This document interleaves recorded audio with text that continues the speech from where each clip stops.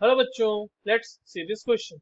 9.3 gram of pure aniline upon diazotization followed by coupling gives with phenol gives an orange dye.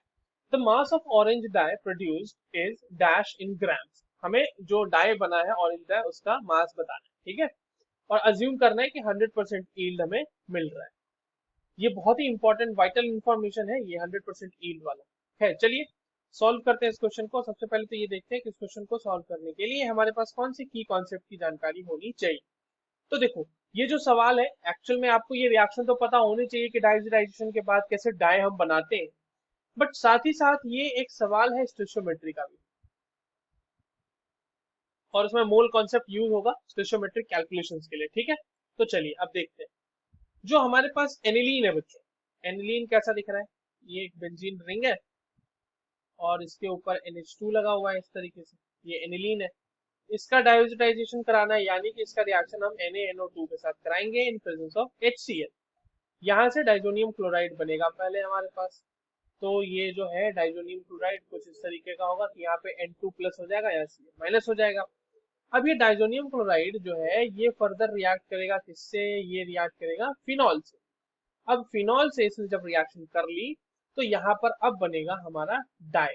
और वो die कैसा देख रहे हैं लगेगा, ये आपके पास बेंजीन नहीं, यहाँ पे N डबल बॉन्ड N, यहाँ पर ये इस तरीके से फिर एक बेंजीन रिंग। ये है हमारा ऑरेंज डाई जो बन रहा है।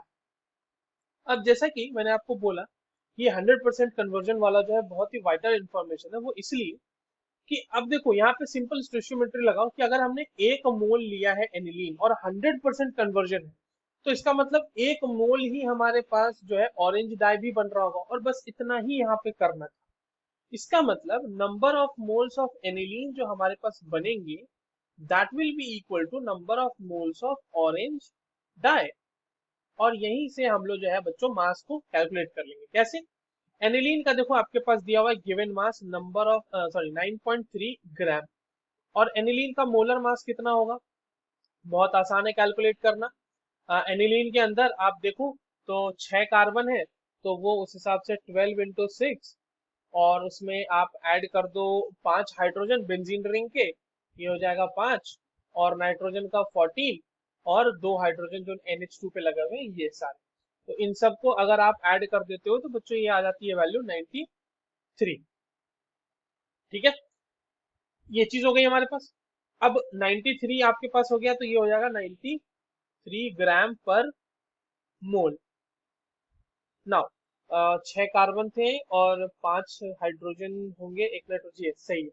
अब ऑरेंज डाई के लिए देखिए मास कैलकुलेट करना है, डिवाइड क्या करते हैं इसका मोलर मास, इसका मोलर मास और भी आसान है कैलकुलेट करना। देखो, 2 बेंजीन रिंग है, एक बेंजीन रिंग में 6 कार्बन, तो 2 बेंजीन रिंग में 12 कार्बन, और उसका एटॉमिक मास होता है कार्बन का 12। ऐड करो, क्या ऐड करोगे, देखो बेंजीन रिंग में 1 2 3 4 5 हाइड्रोजन इधर है, और 1 2 3 4 4 हाइड्रोजन इधर है। तो 5 और 4 9, 9 हाइड्रोजन के लिए 9 हो गया क्योंकि उसका एटॉमिक मास 1 होगा। नाइट्रोजन 2 है तो 2 नाइट्रोजन के लिए 28 हो जाएगा, और ऑक्सीजन 1 है और ऑक्सीजन पे एक हाइड्रोजन भी लगा हुआ है। इन सबको ऐड करेंगे, ये वैल्यू 199 ग्राम पर मोल आ जाएगा। तो ये आ जाएगा 199 ग्राम पर मोल। अब तो बच्चों यहाँ पर से W की वैल्यू कैलकुलेट करना बेहद आसान है। ये 199 इंटू 9.3 डिवाइडेड बाय 93, और ये वैल्यू जो है बच्चों हमारे पास 19.9 के आसपास आई, मतलब 19.9 आएगी एक्चुअली। अप्रोक्सीमेटली इसको हम लोग 20 लेंगे क्योंकि नियरेस्ट इंटीजर में हमें आंसर देना है। So the correct answer for this question will be 20। I hope you understood this well. All the very best.